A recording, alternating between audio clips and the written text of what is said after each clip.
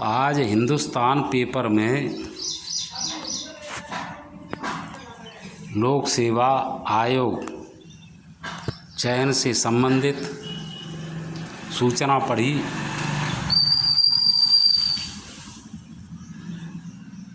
BC समुदाय की एक लड़की ने सर्वोच्च न्यायालय में याचिका डाली है कि आयोग के एक प्रश्न के 2 उत्तर सही थे और उनमें से आयोग ने किसी प्रश्न को सही मान लिया और किसी को गलत मान लिया। जिसे पास करना था उसके उस प्रश्न को सही मान लिया और जिसे फेल करना था उसके उस उत्तर को गलत मान लिया, और इस प्रकार पास बच्चों को फेल और फेल बच्चों को पास कर दिया। इस पर जो है सर्वोच्च न्यायालय संज्ञान ले रहा है। यह पहली बार है जब एक किसी लड़की ने यह हिम्मत की है कि इसके चयन आयोग के खिलाफ सुप्रीम कोर्ट में जाए, अन्यथा लोग इसे बर्दाश्त करके रह जाते हैं। भारत में जितने भी ये चयन आयोग हैं वे सब बदतमीजी कर रहे हैं, पक्षपात कर रहे हैं, भेदभाव कर रहे हैं, और इसका एक कारण है। उसका कारण यह है कि इन लोगों का मनोनयन किया जाता है, और जो लोग इनका मनोनयन करते हैं वो इनका दुरुपयोग करते हैं, उनके इशारे पर ये काम करते हैं। ये अयोग्य लोगों को भर्ती करते हैं, अयोग्य लोगों को संरक्षण देते हैं और योग्य लोगों को फेल कर देती हैं, उनको पीछे धकेल देती हैं। रिश्वत भी वसूली जाती है। तो जितने भी चयन आयोग हैं इन सब का मनोनयन खत्म किया जाए, इनकी नियुक्ति कठोर परीक्षा के बाद की जाए, योग्यता के आधार पर की जाए। लोकतंत्र में या तो इलेक्शन या सिलेक्शन, मनोनयन के लिए कोई स्थान नहीं होता है। ये मनोनयन खत्म हो। दूसरी बात यहाँ पर मैं ये कहूँगा कि इन आयोगों के प्रश्न पत्र जो होते हैं उसमें मैंने ऐसा खुद देखा है कि या तो 4 या 6 जो भी उनके उत्तर होते हैं वो सब गलत होती हैं, या उसमें 1 से ज़्यादा सही होती हैं। तो ये फिर इनकी मर्जी पर निर्भर करता है कि किसको पास कर दें और किसको फेल कर दें। यह व्यवस्था खत्म हो।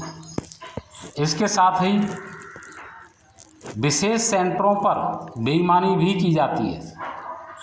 नेताओं के, अधिकारियों के, बड़े पैसे वालों के बच्चों को एक विशेष सेंटर पर बुला लिया जाता है, उनको एक विशेष सेंटर अलॉट कर दिया जाता है और उस 1-2 सेंटर पर बेईमानी करवा दी जाती है। इसके साथ ही उन सेंटरों पर पेपर हल करके भी उनको दिए जाते हैं। ऐसा मैं अपने अनुभव के आधार पर कह रहा हूँ। 15 मिनट के अंदर पेपर सॉल्व करके उनको पकड़ा दिया जाता है और फिर वे सॉल्व पेपर पर वो टिक लगा देते हैं।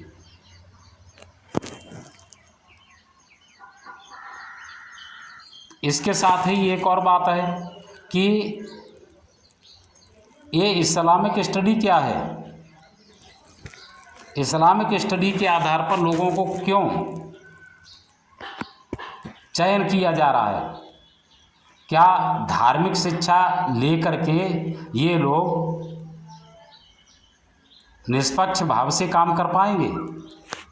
इस्लाम कोई धार्मिक पुस्तक नहीं है, उसमें कोई धार्मिक शिक्षा नहीं है।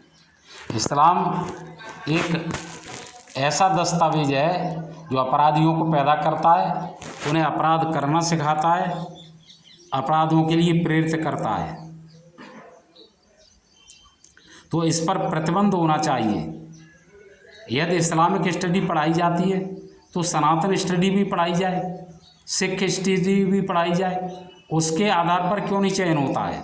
क्या सरकार, सदन, प्रशासन, न्यायपालिका देश का इस्लामीकरण करवाना चाहती है, और इनका उद्देश्य यदि देश का इस्लामीकरण करवाना ही है तो इस पर संविधान में साफ लिखें कि हम देश का इस्लामीकरण करना चाहते हैं और बाकी सब लोग गुलाम हैं। ये बदतमीजियाँ क्यों हो रही हैं?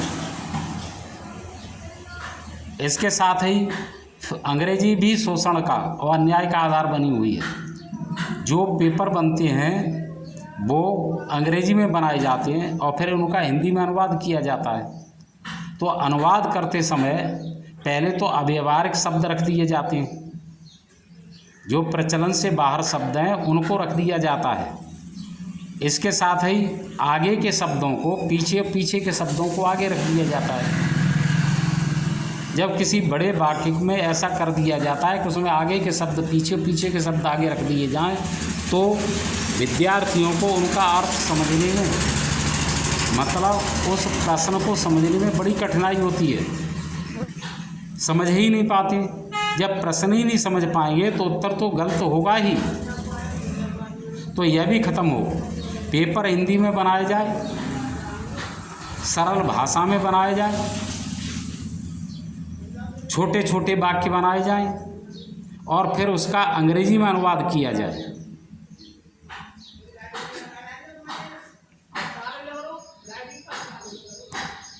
एक अन्य समस्या पेपर लीक होने की है। ये पेपर लीक होते हैं, बार बार परीक्षाएं स्थगित होती हैं।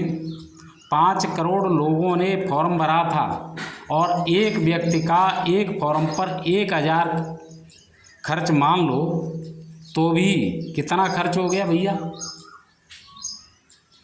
5000 करोड़ खर्च हो गया जनता का, और फिर परीक्षा रद्द हो गई।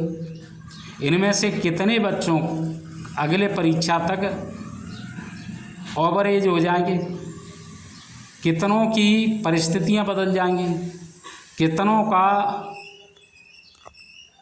मानसिक स्तर जो है, सामाजिक स्तर जो है बदल जाएगा। क्या बाद में फिर वो उतनी तैयारी उस तरीके से तैयारी कर सकेंगे? तो ये शिक्षा मंत्रालय जो है या गृह मंत्रालय जो है इसमें इतने मूर्ख बैठे हैं कि आप इस समस्या का जो एक साधारण हल है, इसे मैंने कई बार बताया है कि आप 10,000 प्रश्न तैयार करो और हर परीक्षा के 20 प्रश्न पत्र तैयार करो और हर सेंटर पर, हर एक कक्षा में जितने विद्यार्थी बैठते हैं उन सबको अलग अलग पेपर दिया जाए।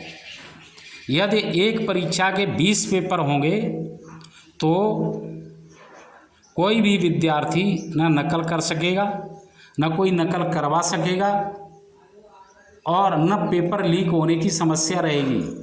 लेकिन इनके भेजे ही में बात नहीं उतरती है। क्यों भाई? ये परीक्षाएं स्थगित करने से, ये कोर्ट में सुनवाई करने से अच्छा है कि 20 पेपर वाली व्यवस्था लागू कर दी जाए। इन्हीं शब्दों के साथ मैं अपनी बात समाप्त करता हूँ। जय हिंद, नमस्कार।